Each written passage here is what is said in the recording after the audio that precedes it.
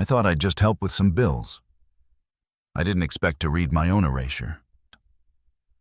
It was one of those quiet, moody Sunday afternoons in Salem, Oregon, when the air felt like it carried more memory than moisture. A steady drizzle blurred the windows, tracing slow, thoughtful lines down the glass. The street was silent, except for the occasional rustle of wet leaves blowing across the pavement.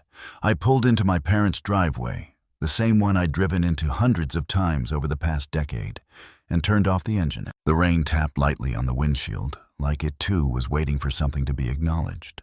Their red brick house stood as it always had, sturdy, worn, and full of things left unsaid. I walked through the front door, my coat damp and clinging to my back, and was greeted by the familiar scent of coffee, old carpet, and the faint perfume of my mother's orchids drifting in from the backyard sunroom. "Can you look through these for me, Mom?"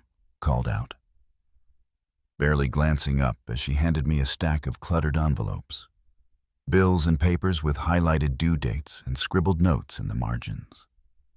Her glasses were slipping down her nose as usual, and she was already halfway out the door again, on her way to check her plant. This was our rhythm, our script. Every weekend, like a ritual, I came by to help. Not because they asked, because I had made it my job.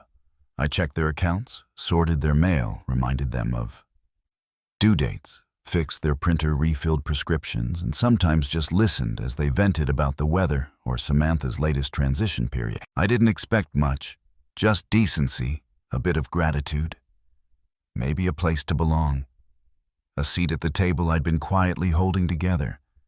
But what I found that day changed everything. I had always been the capable one, Hannah Baker, 35 years old, unmarried, working at a modest but well-respected art gallery in downtown Salem. My apartment was small, but filled with warm light and quiet choices plants. I remembered to water a bookshelf full of novels I never had time to finish and a rent check that never bounced. My car wasn't fancy, but it was mine, bought with savings, scraped together from extra shifts and careful budgeting. I made things work, always had. My younger sister, Samantha, was everything I wasn't. 30 still living at home, floating from one creative pursuit to another.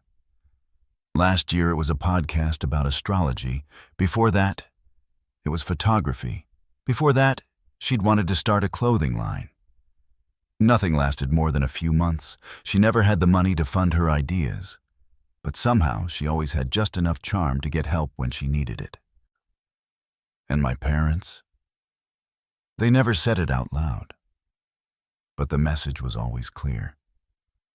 Samantha was the one they worried about, the one who needed care, support, grace.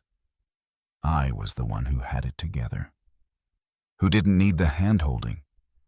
I was the good daughter in the least rewarding sense of the term, the one they assumed would be fine no matter what. So I paid quietly. I covered 3 months of mortgage payments when Dad's pension adjustment got delayed. I wired over $800 when Mom cracked a molar and didn't want to wait for insurance. I filled gas tanks, replaced broken appliances, paid for new tires. I never asked to be thanked. I just showed up. And I told myself that was enough. The being steady, dependable, invisible in my strength was its own kind of love. Until the moment I realized love shouldn't make you disappear. As I sifted through the paperwork at the dining table, bank statements, water bills, insurance, notices, a thick cream-colored envelope caught my eye. It was slightly out of place, tucked near the bottom of the pile, heavier than the rest. Stamped across the front in bold serif font were the words estate plan and will. My fingers hovered above it for a moment. I wasn't snooping, I wasn't curious. At least that's what I told myself. It was habit by now, flipping through stacks of documents, looking for missed deadlines, forgotten statements, outdated forms.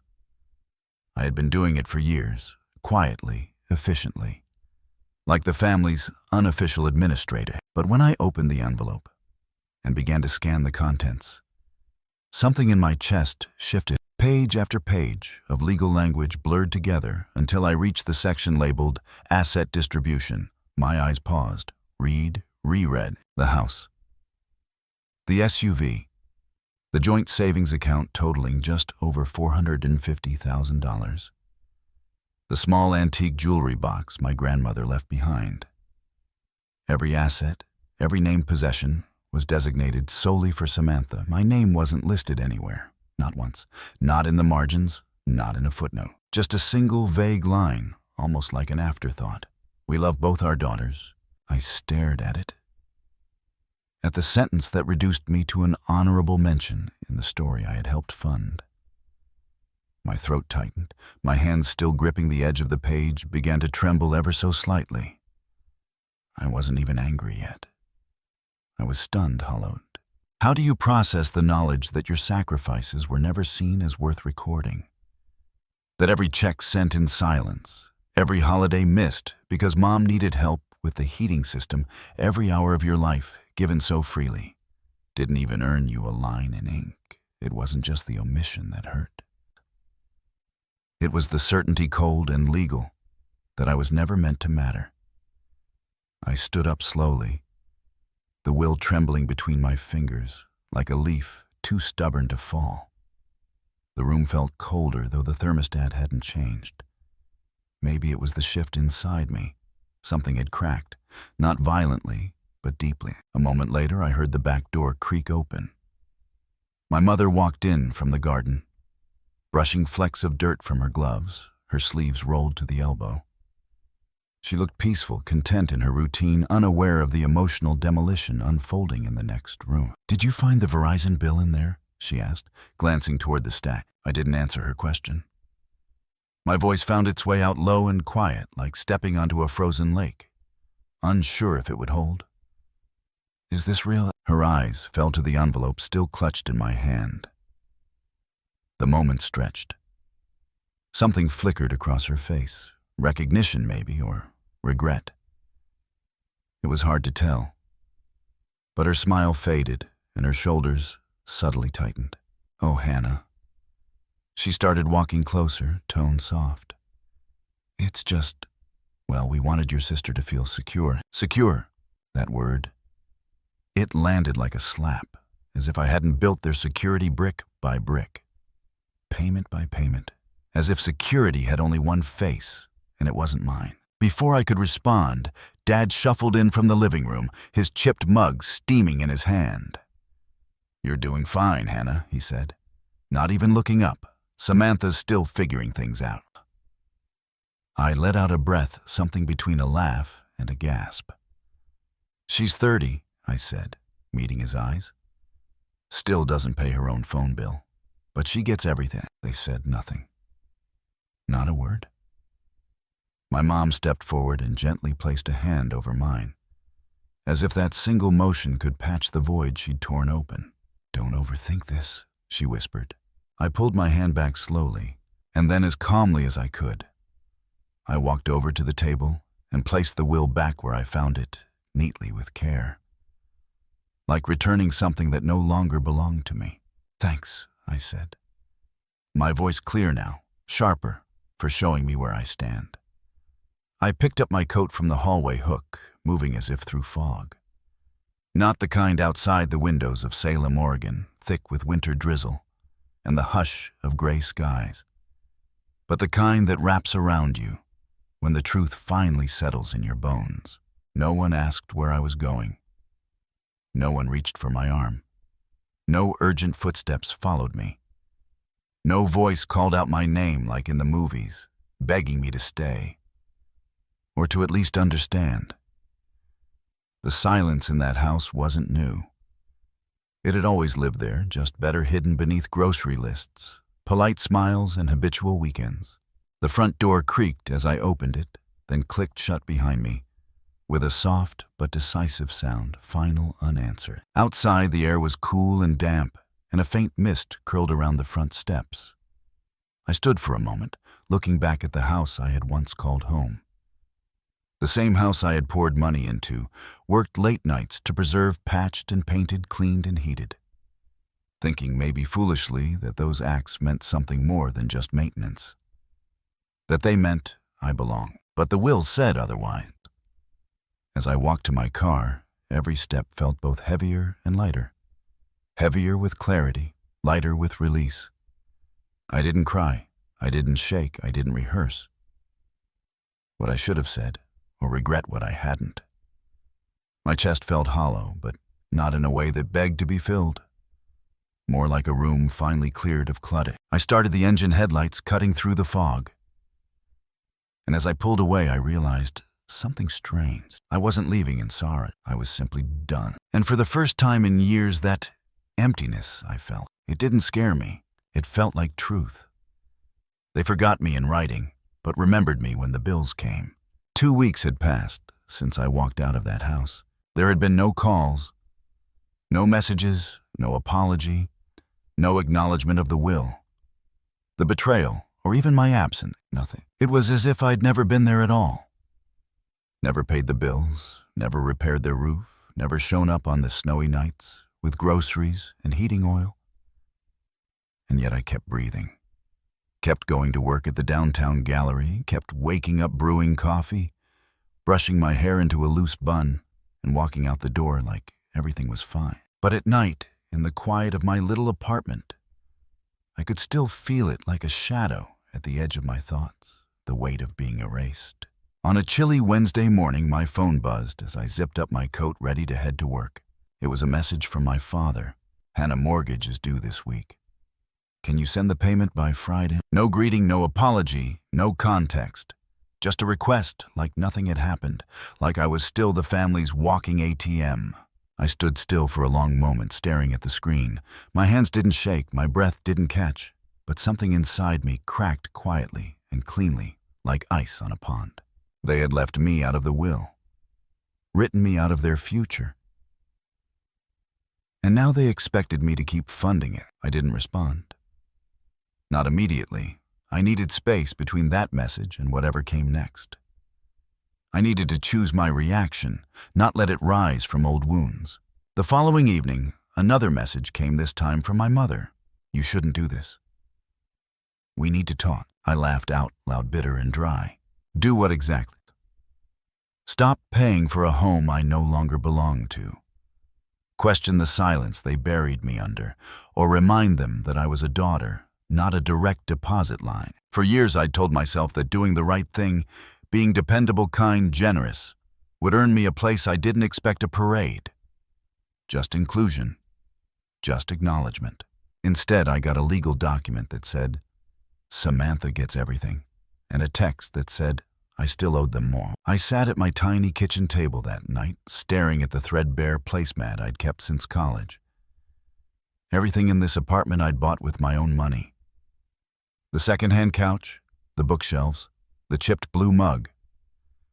I always reached for, all of it earned, all of it mine. For once, I let that matter. The next morning, I responded, calm, direct. "I think Samantha can handle it. The house is hers now, right?" I didn't wait for a reply. I put my phone down, picked up my keys, and left for work. Something inside me had shifted. This wasn't anger, not anymore. This was clarity. I had spent too many years patching holes in a ship that was never mine. They handed the sails to my sister and still expected me to row. No more. That weekend, I went grocery shopping without calculating how much I could afford to send to my parents. Afterward, I bought fresh raspberries, a new soy candle. I ordered takeout from the Thai place I loved, but always avoided because it felt too indulgent. I let the silence stretch for days. A week, nothing. No follow-up. No apology, not even guilt. And that, more than anything, confirmed what I already knew. They would return not because they missed me, not because they understood what they'd done, but because no one else would pay the bills when things fell apart. And I would be ready, not to rescue them, but to let the silence answer for me. The first night the temperatures dropped below freezing, Hannah didn't notice. She was at her kitchen table sipping spiced cider and editing a stack of gallery submissions. Outside, Salem had gone quiet under a thick blanket of snow. Her apartment, small but warm, smelled faintly of cinnamon and lentil soup. Jazz hummed softly from the old Bluetooth speaker on the windowsill. She hadn't spoken to her parents in 16 days, and for 16 days, the silence had been oddly comforting. until the cold came. The first message arrived at 6:43 p.m., just after she'd turned on her space heater and curled under a quilt on the couch. Mom, Hannah, the furnace isn't working, right? It's making a weird noise. Can you swing by this weekend? No. Hello? No hope you're well, no mention of what had passed between them. Just the assumption she'd still show up. She didn't reply. The second message came the next morning. This time from Samantha. Samantha, you know you're being really immature. Cutting off contact doesn't fix anything. Grow up. Hannah stared at her screen for a long moment, then tossed the phone onto the sofa cushion beside her. Her tea had gone cold. The snow outside fell heavy. 2 hours later, a voicemail pinged in. Her father's voice.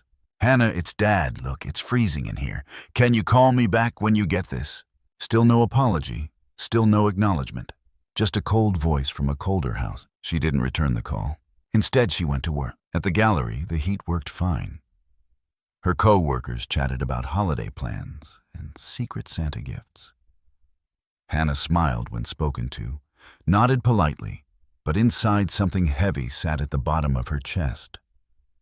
Equal parts grief and finality. On Friday afternoon, while she was tidying up the print studio, her phone rang again. This time it was an unknown number. She stepped into the hallway and answered, her tone cautious. Hello? Miss Baker. This is Susan from Cascade Gas. I'm calling about the residence on Vine Street. Your name is still on the primary account. The renewal notice was sent 2 weeks ago, but we haven't received confirmation. Would you like to extend service for the winter months? For a moment, Hannah couldn't speak. The fluorescent hallway lights buzzed faintly overhead. She could picture it all too clearly, her parents sitting in the cold, waiting for her to fix it like always. She took a breath. No, she said calmly. I'm no longer responsible for that household. Please remove me from the account. Susan hesitated. Are you sure that property is currently under your name for the utilities? I'm sure, Hannah said, her voice firmer.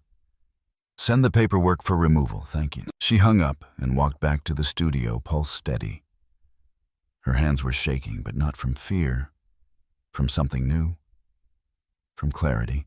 That night back home, she sat by the window with a cup of cocoa, watching the snow stack up on the balcony railing.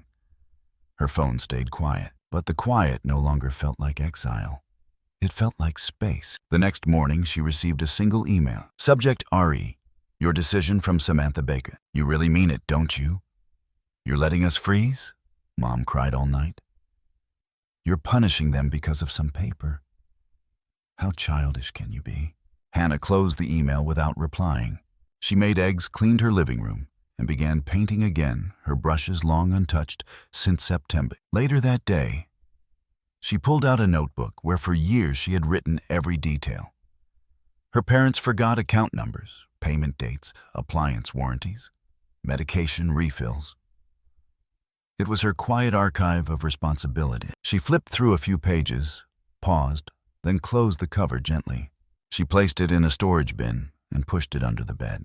At 8 p.m., her phone buzzed again. Mom, we need to talk. Samantha doesn't know how to pay the internet bill, please. Hannah stared at the message. Her thumb hovered over the screen. Then she typed slowly. I'm not your backup plan anymore. Ask the daughter you trusted with everything else. And she pressed send. 3 days passed. The cold deepened. Power outages blinked across neighborhoods. On the news, stores ran low on space heaters. Hannah bought extra batteries, candles, and soup just in case. But not for anyone else. For herself. At work, she laughed more. Her co-worker Olivia commented, You look lighter lately. Did you change something? No. Hannah replied, I just stopped carrying what wasn't mine. On Friday night, the weather app warned of a record-breaking storm. Hannah stayed in, wrapped in a fleece throw, reading by the dim, golden light of her lamp. Her apartment was warm, safe, peaceful. She didn't hear from anyone all weekend. Not her mother, not Samantha, not her father. But the silence didn't scare her anymore. It was no longer a void. It was her boundary. On Sunday morning, she received a voicemail, again from her father. Hannah, I know you're upset, but we need you. The pipes might burst. I don't know what to do. Just please call back." She listened, but didn't respond. Instead, she went for a walk, letting the snow crunch beneath her boots. The air was sharp and clean. Each breath stung her lungs in a way that reminded her she was alive, awake, and untethered. By the time she returned home, her cheeks were pink, her fingers tingling. She made hot chocolate, turned on her space heater, and sat by the window. Outside, the city was blanketed in silence and frost. Inside, she was finally learning how to live alone, without guilt, without need, without compromise. Her phone was face down on the table. She didn't need to check it, because this chapter wasn't about waiting anymore. It was about choosing. And for the first time in her life, Hannah chose herself. She sipped her drink, stared out into the soft, white quiet, and felt the edges of her solitude curl around her, like a blanket not of isolation, but of peace, a new kind of warmth, one they couldn't turn off. They didn't come to make things right. They came because they had run out of choices. December 23rd rolled in with thick clouds and a slow, heavy snowfall that hushed the streets of Salem. Outside Hannah's window, flakes drifted silently, clinging to tree branches, blanketing car roofs and covering the sidewalks in soft, untouched white. It was the kind of day that made people stay indoors, wrapped in sweaters, sipping warm drinks while pretending the world beyond the glass didn't exist. Inside her apartment, warmth wrapped around every corner. Golden light from the kitchen spilled across the hardwood floor, mixing with the soft flicker of candles on the windowsill. The scent of cinnamon and baked apples filled the room. Hannah was midway through a batch of her grandmother's spice cookies. She had just pulled the first tray from the oven when the doorbell rang. She stood still for a moment. The sound didn't fit the world she had built these past few weeks, quiet, controlled, and free. She wiped her hands on a towel, turned off the oven, and walked to the door, her steps steady. Through the peephole, a familiar face appeared, blurred slightly by the frost, her father. She opened the door just a crack enough to let in a burst of cold air and the sharp scent of snow. "Dad," she said, her voice quiet but not uncertain. He looked older. His coat was too thin, dusted with snow, and his eyes, those once patient, mild eyes, were rimmed red with exhaustion. He didn't greet her with a smile. No awkward joke, no apology. "Hannah," he said, his voice trembling more from emotion than the cold. "Your mom has a fever. Samantha's been coughing all night. The heater's still not working. The house is freezing. He hesitated, and then, without embellishment, "We need you." She didn't flinch. She didn't step aside. Instead, she rested her hand on the edge of the door and let the silence stretch between them. "I didn't cut anyone off," she said. "I just stopped paying." He looked past her shoulder for a moment at the warm apartment behind her, at the soft music playing at the kitchen, glowing with the comfort of baked goods and safety. Then back to her, as if realizing, truly realizing, that she was no longer his fallback. "Samantha left," he added, voice barely above a whisper. "She got angry and packed up. Your mom's, she's been selling things, old china silverware, just trying to keep up." And Hannah asked, her voice soft, almost emotionless. "And we can't do it alone," he said. "We thought we could, but we can't." Hannah opened the door a little more, just enough for him to see. Not to step inside, but to look. Her apartment wasn't large, but it was neat, beautiful in its simplicity. A small tree twinkled quietly by the window, its ornaments thoughtfully placed. A table set for one, placemat, folded napkin, a half-full mug of hot cider. Her world uninterrupted, untouched by their chaos. He stared, not long, but long enough. She didn't lecture him, didn't ask about the will, didn't bring up old arguments or force him to explain what had never been explained. She just said, "I've been living here the whole time, paying for everything, fixing everything. You never asked how I did it. You only asked me to keep doing it." He nodded slowly. "You're right." Something in her loosened. Not out of pity, not out of forgiveness, but out of clarity. She had waited years for someone in that family to say those two words. And now that they had come, not with a grand gesture, but quietly in the snow, it didn't fix anything, but it freed something inside her. She didn't invite him in. She didn't offer him cookies or warmth. She didn't slam the door either. Instead, she stood still as he stepped back, his boots crunching softly in the snow, the wind catching his coat as he turned. He didn't plead again, didn't try to justify.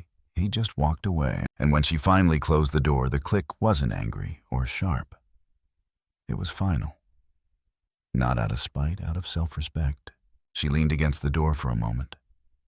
Her heart wasn't pounding, her eyes weren't wet. She felt still.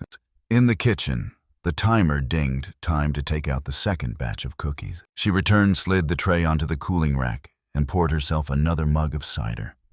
The heat touched her hands gently. Outside, the snow kept falling, quiet, relentless, covering everything. And inside, for the first time, Hannah didn't feel like the daughter left behind or the woman expected to rescue. She was simply a woman, warm, whole, and finally free. They didn't knock to reconnect. They knocked because no one else answered. The snow had begun to melt. In Salem, sidewalks were wet with slush, roofs dripped slowly, and January's light felt as hollow as the silence that had surrounded me for weeks. I had made peace with that quiet. It no longer felt like absence. It felt like space. Space to stretch, space to heal. I had settled into a life of small routines. Morning tea in the kitchen nook, with the sun barely peeking through the blinds. Teaching photography at the local arts center on Thursdays. Editing video projects for beginners on Saturdays. My apartment smelled faintly of cinnamon and eucalyptus, and I'd grown fond of its compact stillness. There were no raised voices, no unspoken expectations, just me, my camera and a calendar slowly filling with plans that belonged entirely to me. Then came the message from a neighbor who still lived across the street from my parents. "I thought you should know," she said gently. "I saw the bank notice on the door. It looked serious." I didn't feel alarmed. I didn't feel vindicated. I just closed my eyes and let the stillness settle again. 3 days later, I heard the knock. Not urgent, just persistent. When I opened the door, they were all there. My mother stood with her gloved hands clasped tightly in front of her. Her lips were dry and cracked, and her eyes were glassy. Not from tears, but from something older. Regret, maybe. Exhaustion, more likely. "We didn't know where else to go," she said. Her voice was brittle, like something that hadn't been used in too long. My father looked smaller than I remembered. Not physically, but in spirit. His shoulders were slouched beneath his overwashed coat, and his eyes didn't meet mine. "The bank's deadline is next week," he murmured. "We thought maybe you could talk to someone like you used to." And Samantha, always defiant, always loud, was uncharacteristically quiet. She looked at her boots as if the answers might be hiding in the salt-stained leather. "I messed up," she whispered. "I thought I could handle things I couldn't." I stepped back but didn't invite them in. They had come to my door not because they wanted to rebuild anything, but because the foundation they had once chosen had finally crumbled. And now they needed help from the person they had written out. "I didn't stop paying out of spite," I said. Voice steady, I stopped because I finally realized none of it was mine to carry. Not the house, not the debt, not the silence. No one spoke. "I'm not saying no because I can't help," I continued. "I'm saying no because helping would mean no one learns anything." It wasn't anger. It wasn't punishment. It was clarity. I looked at each of them. And for the first time in my life, I wasn't begging to be seen. I wasn't hoping they'd recognize my effort, my value, my sacrifices. I was simply drawing a line where none had ever been drawn before. Samantha's shoulders shook as she blinked quickly, wiping away tears she hadn't expected to fall. My mother looked away. My father nodded once, tired, slow, but genuine. "We understand," he said. No argument, no guilt, just the truth. I stepped outside for a moment, letting the winter air kiss my skin. It didn't feel harsh, it felt honest. When they turned and walked back down the path, I didn't follow. I didn't watch. I didn't wait for them to turn around.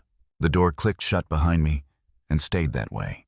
Later that evening, I made a cup of tea and sat at my desk. My email pinged softly an official offer from the art center. They wanted to bring me on as a permanent instructor. My name bold in the subject line, my worth no longer invisible. I didn't cry. I didn't celebrate. I simply opened the email and replied yes. No one needed me to fix anything anymore. And for the first time in my life, I wasn't waiting to be needed. I was just living for Ma. In the end, the paper that erased me isn't just a story about silent betrayal.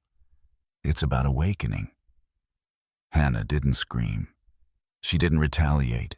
Instead, she chose silence, the kind that speaks volumes. It was a quiet declaration. She would no longer be the family's unacknowledged backbone. Personally, I believe sometimes the loudest way to be heard is to stop speaking and start living for yourself. This story reminds us that kindness is not a debt, and love should never be manipulated. If you've ever sacrificed without being seen, remember this: your worth isn't measured by how much you carry. It's defined by how you stand tall after letting go. If this story resonated with you, please leave a comment and subscribe to the channel for more powerful, heartfelt stories that inspire strength and self-worth.